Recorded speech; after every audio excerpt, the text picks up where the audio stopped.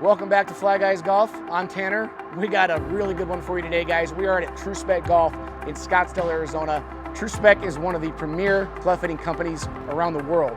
We got 30 plus locations, indoors, outdoors, completely brand agnostic club fitting company. They have all the different types of brands. They fit for every major manufacturer out there on the market. We are on episode 5 on the road to scratch, and I'm gonna go fit for some new clubs today. So stick around, it's gonna be a lot of fun.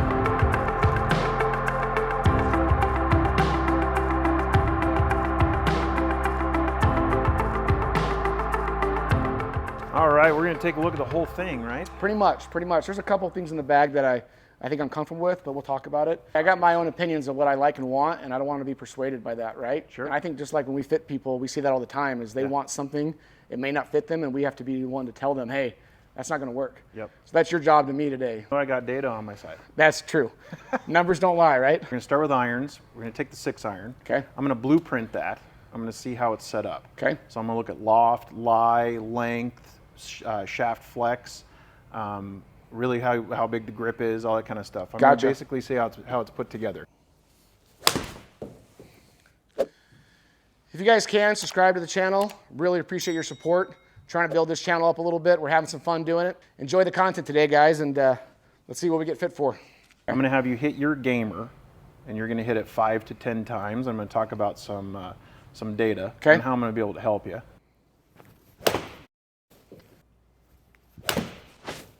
Pretty darn solid. Yeah, and that's pretty normal too. I mean, I typically hit it straight or maybe even a little bit of a fade. Generally, that's kind of my stock swing. Doesn't get straighter than that. That's pretty straight right there. There would be the miss right there a little bit. Kind of just a little push, but fade on me. Yeah, a little late with the face. This should be a good sample size, yeah? Yep, let's take you through the data. All right, so first screen I look at, this can be a window into how that shaft fits, how it achieves peak height, how consistently it does that. You're very accurate with this. Obviously, this is a really good iron, as we said. We've got a tall mountain to climb. Spin rate's good. I look for spin rate in a window between 5 and 6,000. 179 on average on your carry distance. The launch angle's at 17. Might want to get that down just a touch, but it's not bad in any way. Up here, efficiency. Between 135 and 140 is what I try to get to, okay? And if that number goes up, that number goes up. We can get a little bit more efficient. Okay. We can maybe influence a little bit of direction. It did look like you lost it a little bit right. So just like you said before, this is going to be difficult to beat. But, you know, challenge accepted. Yeah, absolutely. And I will say this, too. Obviously, we fit all different types of levels of players, from the high handicap down to the tour player. I'm not certainly a tour player by any means, but I am a lower single-digit handicap player. When I bring a guy in, too, that's really good, we're talking little things we're trying to fix. Someone that's a 15, 20, or even higher, we're going to be able to do a lot more for them, Sure. obviously, and when it comes to equipment. But for me, yeah, tighten that dispersion, maybe bring that launch angle down a little bit. If we get a little more distance along the way, great, but that's not what I'm searching for. Feel's going to be king too with you. I got an idea about what I want to pull. You've got an idea what you want to pull. I think we should go to the drawer and check it out. Let's do it. This is like Disneyland for adults, by the way, out there. If you've not been fit properly like this, come do it. So what are your thoughts on what you think I need, and what direction would you go? Okay, so I'm going to pull a Mira iron. Okay. This is the CB302. I'd like to see the Srixon ZX7 Mark II. Okay. What about maybe like a Titleist T100 line? I don't know. Compared to the 100 versus the S, obviously it's a little stronger. Yep. But the stronger, the S is the same loft that you have currently. Okay, so let's do there. that. And then maybe one more. What do you typically pull? 4 or 5 heads, just depending on the player and what they need. 4 or 5 heads. Yep. Let's do a Mizuno, the 223. Okay. That sounds like a good lineup. We're going to start with the shaft. Okay. This is the shaft that you fit into really well. Okay. This is the same shaft that you have, right? Okay. So generally, what you'll do is throw a shaft that's similar, or at least one you feel like someone will fit into. So if it tests really well, like what I just saw, then I'll stick with the same shaft. If I have to influence something, I'll make a change. This is the CB302. This is from Mira. Okay. This is one of the best forgings in the industry. It's a little bit easier to hit than the one that you have. Okay. Technology's come a little. Hey, I like that. Not a long way. I'm getting a little older, so yeah, a little easier is not bad. Give me 4 or 5 of that one. Okay.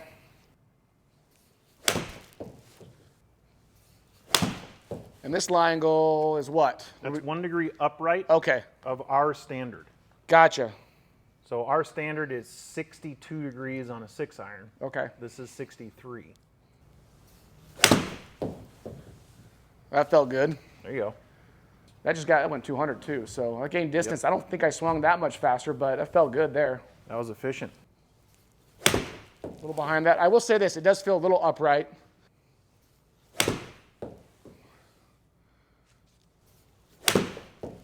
That was well struck. Yeah. That's kind of what I'd like to see. I mean, I don't have to turn it over per se, but if I can work it a little right to left, occasionally, that's okay too.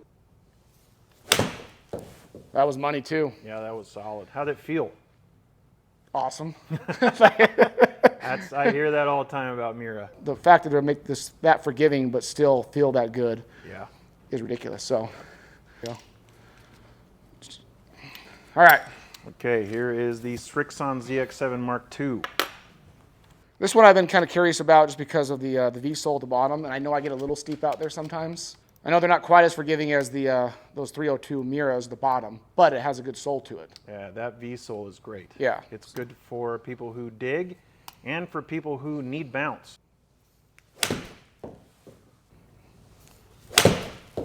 That felt good.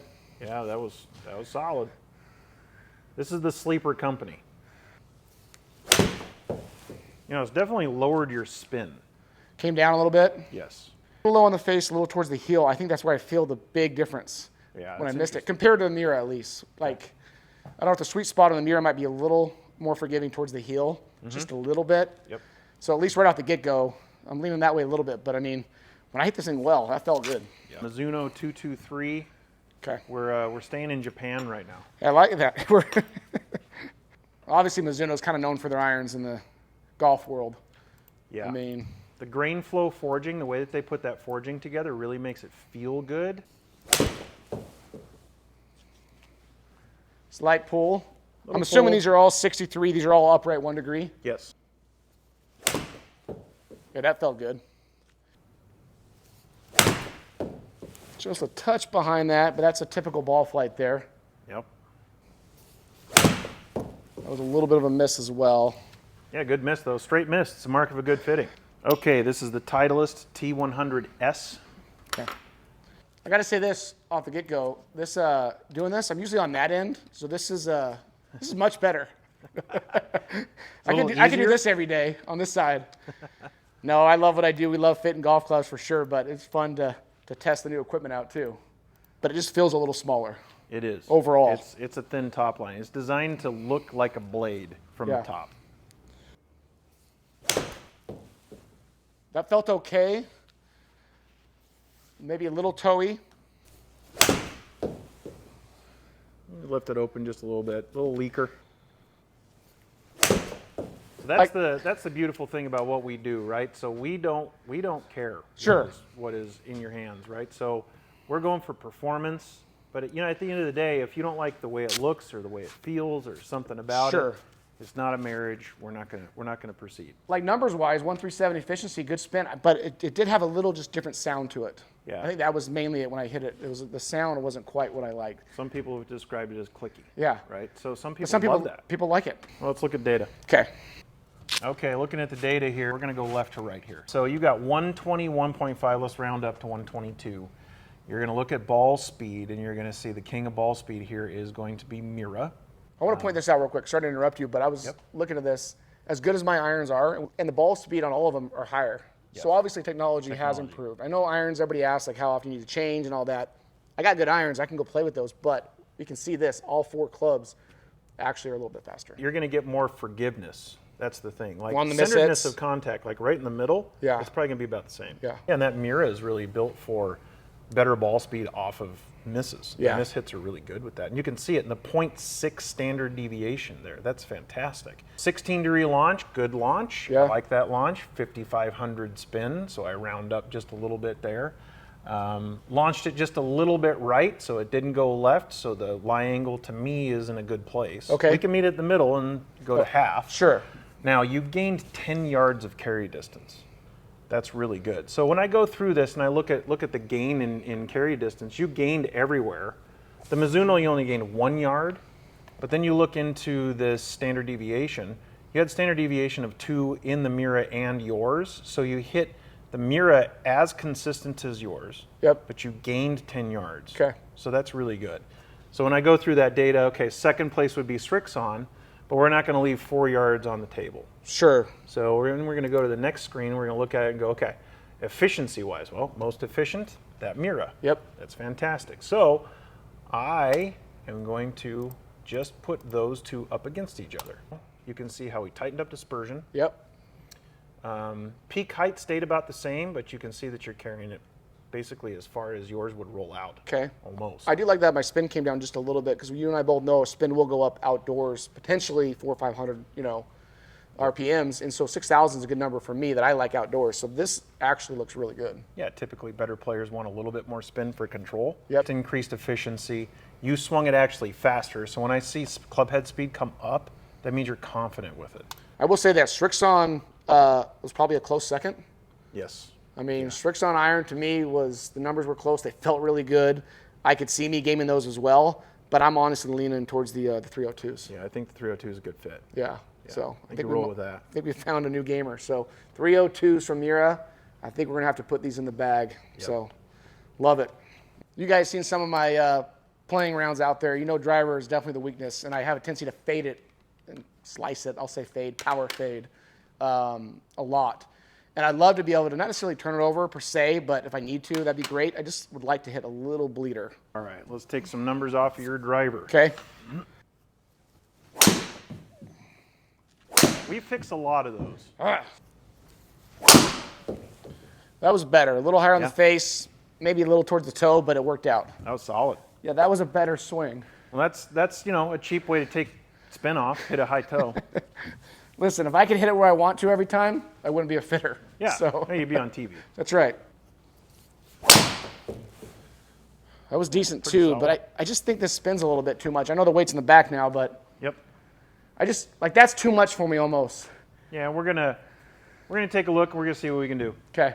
Okay, so driver, when we're gonna look at it, you can plainly see that you're going to the right. Sure. Okay. Pretty wide dispersion. Ball speed, not a bad ball speed. You do launch it low and you spin it relatively high. Yes. I want to get more high launch, low spin. 251 carry. With as fast as you swing, that is low. So 112 fast, not fast ball speed in relation. Okay. You hit a little bit low on the face. We can influence that a little bit too. There's definitely some room for improvement. Let's do it. I'm excited about this one. Paradigm Triple Diamond. Stealth 2 Plus, Ping G30 LST. All right, here's the Paradigm Triple Diamond. I do have this set a little bit left to try to influence a little bit more left start direction. I mean, that went 294, and I honestly didn't hit that one super solid. Yeah, that was a great miss.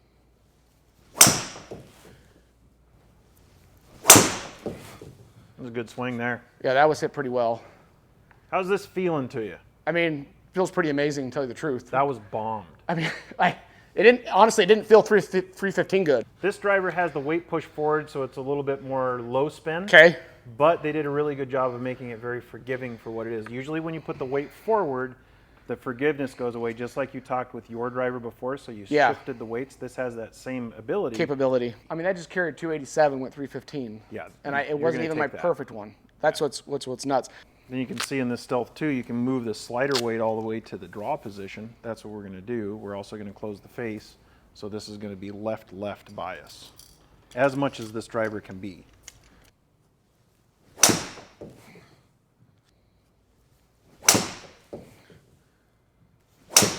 I tried to turn that one over.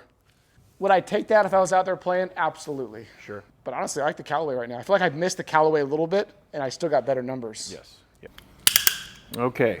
Now we got the Ping G430 LST. I've got the weight set to the heel position right here? again. Okay. I will say this before I even hit it, because you and I know this, but Ping is kind of known to be pretty forgiving. Definitely the go straight forgiving company. Like I missed that pretty bad, and we're still in the middle. Yep. That one I struck pretty well. Yep. Oh, man, I tried to square that one up a little more. Yeah, this is tough for you to turn over. Yeah. The start line's not as good as I'd like to see. Let's hit the Callaway one more time and see if I can start that on a better line. So guys, this is why you got to do this though, because I came in here thinking, you know, TaylorMade I've played for a lot of years. I know ping is super forgiving. I don't think I've ever played a Callaway driver. So right now, Callaway is the leader. I'm going to hit it again to see how it holds up, but this is why you got to go through the process, and you can't let your bias, you know, persuade you one way or the other. Go get fit. See what we can do with this guy one more time. All right. This is stupid. I mean, that's kind of what I would shoot for right there. Yeah.